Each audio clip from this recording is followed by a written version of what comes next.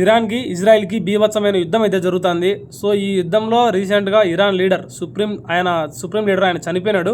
So ఆయన పేరు వచ్చేసి అయతొల్లా అలీ ఖమేనీ. ఆయన చనిపోయినా కూడా యుద్ధం అయితే ఎక్కడ ఆగలేదు. వీళ్ళు వాళ్ళ మీద బాంబులు వేయడం, వీళ్ళ మీద బాంబులు వేయడం. సో ఇరాన్ ఏం చేస్తుందంటే గల్ఫ్ కంట్రీస్ మీద కూడా బాంబులు వేస్తుంది. సో ఇక్కడ ఇండియా కూడా నష్టం వచ్చే అవకాశం అయితే ఉంది. ఏ విధంగా నష్టము, ఎలా, ఏంటి అని చెప్పేసి నేను క్లియర్ కట్గా ఒక 9 పాయింట్స్లో మీకు అయితే చెప్తాను. వీడియోని ఎక్కడ స్కిప్ చేయకుండా ఫుల్ వీడియోని అయితే మీరైతే చూడండి. సో రీసెంట్గా ఇరాన్ ఏం చేసిందంటే గల్ఫ్ కంట్రీస్ మీద కూడా బాంబు వేసింది. సో ఇలా బాంబు వేయడం వల్ల మనకు వచ్చే నష్టం ఏంటి అంటే నేను చెప్తా చూడండి. సో మనకు గల్ఫ్ కంట్రీస్ నుంచి ఒక నీడ్ అయితే ఉంది. పెట్రోలు, డీజిల్ చాలా అంటే చాలా ఇంపార్టెంట్. సో ఇది మనకు డైలీ మనం యూజ్ చేసే మన డైలీ లైఫ్లో ఎక్కువ చాలామంది ట్రాన్స్పోర్ట్కి అయితే ఇదైతే యూజ్ చేస్తారు, పెట్రోల్, డీజిల్. సో ఇప్పుడు ఏమవుతుందంటే ఒకప్పుడు 60 రూపాయల నుంచి 70 రూపాయలు ఉండేది. సో ఇప్పుడు 100 అబౌవ్కి ఎక్కింది కాస్ట్ అయితే. సో ఇప్పుడు 100 అబౌవ్ నుంచి ఇంకా 110 ఇంకా ఎంత కాస్ట్ అయినా పెరిగే ఛాన్స్ అయితే ఉంది. ఆల్రెడీ ఇప్పుడు 110 దగ్గరలో 110 అయితే కాస్ట్ ఉంది. సో పెట్రోల్, డీజిల్ అయితే చాలా కాస్ట్ అయితే పెరుగుతుంది. అది ఏ విధంగా పెరుగుతుందంటే మనకు పెట్రోల్, డీజిల్ గల్ఫ్ కంట్రీస్ నుంచే ఎక్స్పోర్ట్, ఇంపోర్ట్స్, ఇంకా అక్కడ నుంచి ఇక్కడికి రావడం, ఇక్కడ నుంచి అక్కడికి రావడం. సో వీటి వల్ల పెట్రోల్, డీజిల్ కాస్ట్ అయితే పెరిగే ఛాన్స్ అయితే 100% డౌటే లేదు. దాంట్లో పెట్రోల్, డీజిల్ కాస్ట్ అయితే పెరుగుతుంది. ఈ యుద్ధం వల్ల మనకు ఈ విధంగా కూడా నష్టం ఉంటుంది.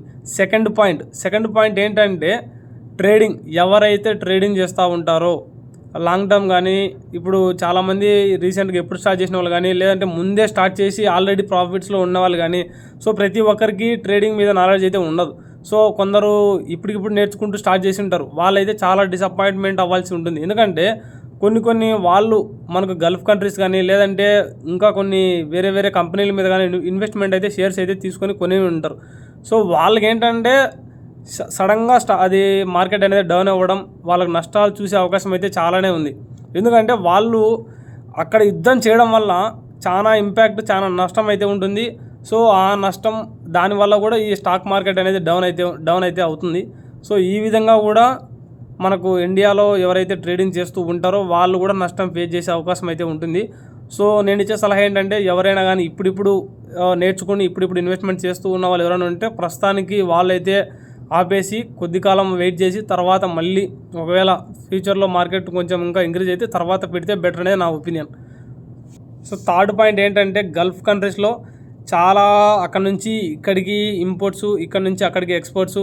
సో ఇంపోర్ట్, ఎక్స్పోర్ట్స్ అనేవి జరుగుతూ ఉంటాయి. సో ఈ ఇన్ఫ్లేషన్ జరిగే అవకాశం కూడా చాలా ఆగిపోతుంది. ఎందుకంటే ఒక పక్క యుద్ధం జరుగుతూ ఉంటే కొన్ని రూట్స్ అనేవి బ్లాక్ చేస్తారు. అక్కడ నుంచి ఇక్కడికి రావడం కానీ, ఇక్కడ నుంచి అక్కడికి వెళ్ళడం కానీ అవి కూడా ఆగిపోతుంది. సో ఈ విధంగా కూడా ఒక పక్క మన ఇండియాకి కొంచెం వరకు నష్టం అయ్యే అవకాశం అయితే అది కూడా ఉంది.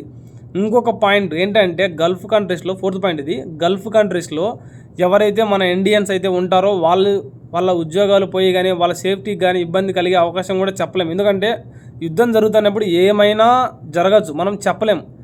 సో ఇంకొకటి ఏంటంటే అక్కడి నుంచి ఇక్కడికి రావాలన్నా కూడా ఎయిర్పోర్ట్స్ మొత్తం అవి బ్లాక్ చేస్తారు. సో ట్రాన్స్పోర్ట్ అక్కడ నుంచి ప్రాబ్లం అవుతుంది. సేఫ్టీకి కొంచెం ఈ విధంగా ఇబ్బంది అయితే ఉంటుంది. సో ఇంకొకటి ఏంటంటే ఇప్పుడిప్పుడే కొందరు చాలామంది, కొన్ని లక్షల మంది ఆల్రెడీ గల్ఫ్ కంట్రీస్లో మన ఇండియన్స్ చాలామంది వర్క్ చేస్తూ ఉంటారు. సో ఇప్పుడు ఏంటంటే ఇప్పుడు కూడా చాలామంది ప్లాన్ చేసుకుని ఉంటారు. కొంచెం అమౌంట్ ఇన్వెస్ట్మెంట్ చేసి వీసా కోసం కానీ, పాస్పోర్ట్ కోసం కానీ చాలామంది ఇప్పుడు రెడీ చేసుకొని అమౌంట్ పెట్టుకొని వాళ్ళు కూడా వెళ్దామని చెప్పి చాలామంది ఉంటారు. సో ఇది వాళ్ళకు కూడా ఒక రకంగా నష్టం అనేది చెప్పొచ్చు. ఎందుకంటే వాళ్ళు ఆల్రెడీ ప్లాన్ చేసుకొని ఉంటారు అక్కడికి వెళ్దాం అని చెప్పేసి. సో తీరా ఏమవుతుందంటే ఈ యుద్ధం జరగడం వల్ల సేఫ్టీ అనేది ఉండదు. దాంతోపాటు ఈ ట్రాన్స్పోర్ట్ అనేది కూడా ఆగిపోతుంది. సో దానివల్ల వాళ్ళు అక్కడికి వెళ్ళడానికి అనేది చాలా కష్టమవుతుంది. సో అది కూడా వాళ్ళ ప్లాన్ కూడా ఆగిపోతుంది. సో ఒక రకంగా ఇది కూడా నష్టం అనేది చెప్పొచ్చు. ఈ యుద్ధం జరగడం వల్ల మనకు ఈ విధంగా కూడా నష్టం అవుతుంది. సో ఫిఫ్త్ పాయింట్ ఏంటంటే సప్లై చైన్ మేనేజ్మెంట్. ఈ సప్లై చైన్ మేనేజ్మెంట్ అంటే ఏం లేదు, అక్కడి నుంచి ఇక్కడికి, ఇక్కడి నుంచి అక్కడికి ఏవైతే ఎక్స్పోర్ట్స్, ఇంపోర్ట్స్ అయితే జరుగుతుంటాయో వాటినే సప్లై చైన్ మేనేజ్మెంట్ అంటారు. సో మనం ఒక్కటి షిప్స్ ద్వారా కానీ, లేదంటే వేరే ఏరోప్లేన్స్ వాటి నుంచి కానీ, సో ఇంపోర్ట్స్, ఎక్స్పోర్ట్స్ కూడా ఇలా కూడా జరుగుతూ ఉంటాయి. సో ఏం జరుగుతుందంటే దీనివల్ల ఏం జరుగుతుందంటే వాళ్ళు అక్కడ ఏదైతే వాళ్ళ సరుకు ఉంటుందో వాళ్ళు మొత్తం అది అక్కడే స్టోరేజ్ చేసుకోవాల్సి ఉంటుంది. ఇక్కడ మన ఇండియా వాళ్ళు ఏవైతే ప్లాన్ చేసుకొని ఉంటారో అక్కడికి పంపించడానికి, సో అది కూడా ఆపుకోవాల్సి ఉంటుంది. ఈ సప్లై చైన్ మేనేజ్మెంట్ అనేది కూడా ఆగిపోతుంది. ఇంకొకటి ఏంటంటే ఏవియేషన్ కాస్ట్ ఏంటంటే విమానాలు ఇక్కడ నుంచి అక్కడికి వెళ్ళేవి, అక్కడ నుంచి ఇక్కడికి వచ్చేవి, వాటి కాస్ట్ కూడా ఇఫ్ ఇన్ కేస్ మళ్ళీ ఒకసారి స్టార్ట్ అయింది అనుకోండి, ట్రాన్స్పోర్టేషన్ ఇప్పుడైతే కొంతవరకు ఆపేశారు. సో మళ్ళీ స్టార్ట్ అయినా కూడా, ఎందుకంటే ఆల్రెడీ నష్టం జరిగి ఉంటుంది. సో ఆ నష్టం జరగడం వల్ల మళ్ళీ వీళ్ళ కాస్ట్ పెంచే అవకాశం అయితే ఉంటుంది. ఎందుకంటే నష్టం జరిగినప్పుడు దాన్ని ఏదో విధంగా కవర్ చేసుకోవాలి కాబట్టి ఈ ఇంపాక్ట్ వాటిపైన కూడా పెరిగే అవకాశం ఉంటుంది. ఎవరైతే ట్రావెల్ అక్కడికి వెళ్ళాలి అని చెప్పేసి ప్లాన్ చేసుకొని ఉంటారో వాళ్ళ కాస్ట్, వాళ్ళు పే చేయాల్సిన ట్యాక్స్ అమౌంట్, ఎవ్రీథింగ్ ఇవన్నీ చేంజ్ అయ్యే అవకాశం కూడా ఖచ్చితంగా ఉంటుంది. సో ఈ విధంగా కూడా ఒక రకంగా నష్టం అనేది చెప్పొచ్చు. సో ఒక విధంగా ఇంకొక విధంగా కూడా మనకు నష్టం అయితే ఉంది, ఎనర్జీ సెక్యూరిటీ. ఎందుకంటే ఇండియాకి 80% ఆఫ్ ఆయిల్ని గల్ఫ్ కంట్రీస్ నుంచి మనకు ఇంపోర్ట్ చేస్తూ ఉంటారు.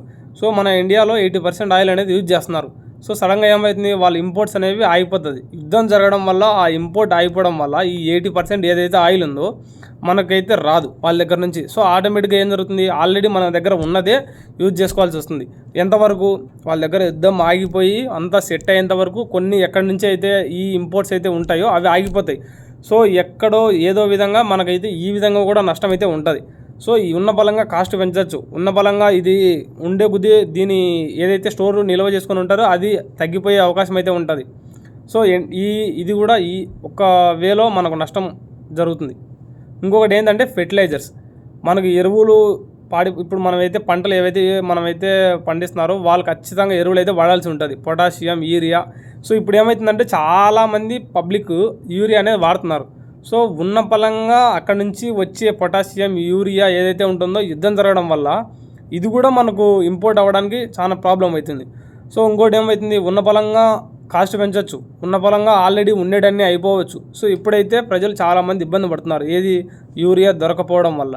సో ఆటోమేటిక్గా దీని మీద కూడా ఇంపాక్ట్ అయ్యే అవకాశం ఉంటుంది. ఫెర్టిలైజర్స్ కాస్ట్ అనేది చాలా పెరుగుతుంది. ఒకవేళ ఆల్రెడీ స్టోరేజ్ ఏదైతే ఉంటుందో అది ఒకరిని కంప్లీట్ అయ్యాయంటే దాని మీద కూడా ఇంపాక్ట్ అయితే చాలా అయితే ఉంటుంది.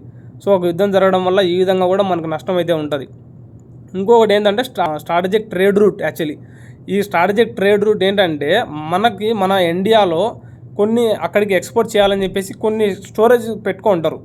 సో ఆ స్టోర్ చేసి పెట్టుకున్న ఆ సరుకు అంతా ఏమవుతుందంటే పర్టికులర్ వాళ్ళ ప్లాన్ ప్రకారం అక్కడికి పంపించాలని చెప్పేసి ఒకటైతే ఉంటుంది. సో వీళ్ళు ఏమవుతుంది, ఆల్రెడీ స్టోర్ చేసుకునే సరుకు అంతా పర్టికులర్ టైంకి అక్కడికి పంపించాలి, లేదంటే ఇక్కడ ఉన్న సరుకు అంతా ఆటోమేటిక్గా వేస్ట్ అయిపోతుంది. ఎందుకంటే దానికి పర్టికులర్ డేట్ అనేది, ఎక్స్పైరీ డేట్ అనేది ఆల్రెడీ కొన్ని దాటికి ఉంటుంది.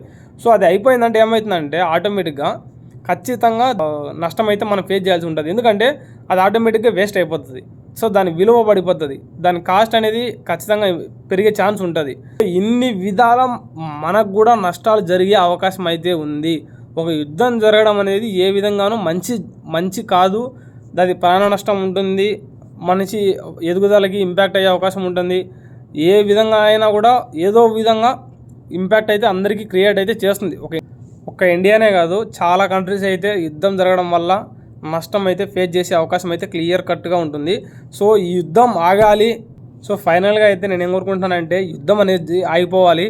మొత్తం ఏదైతే నష్టం అయితే జరుగుతుందో అది అందరూ ఫేస్ చేయాల్సి ఉంటుంది.